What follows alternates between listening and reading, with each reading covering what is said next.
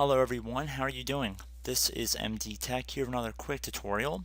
Today I'm going to show you guys how to resolve if your Windows 10 taskbar is missing or perhaps not responding on your computer. So as you can see on my screen, I do not have the taskbar visible. So in order to resolve this, I'm going to move my mouse pointer over to any side of the screen, preferably probably the bottom here. And you can see when I bring my mouse over, the taskbar appears.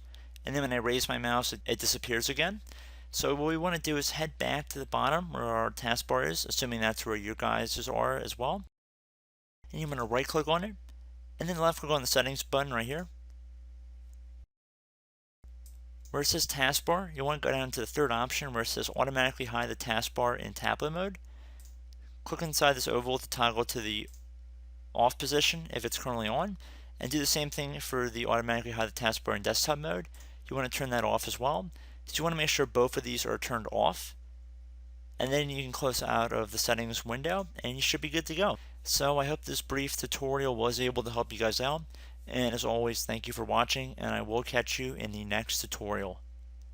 Goodbye.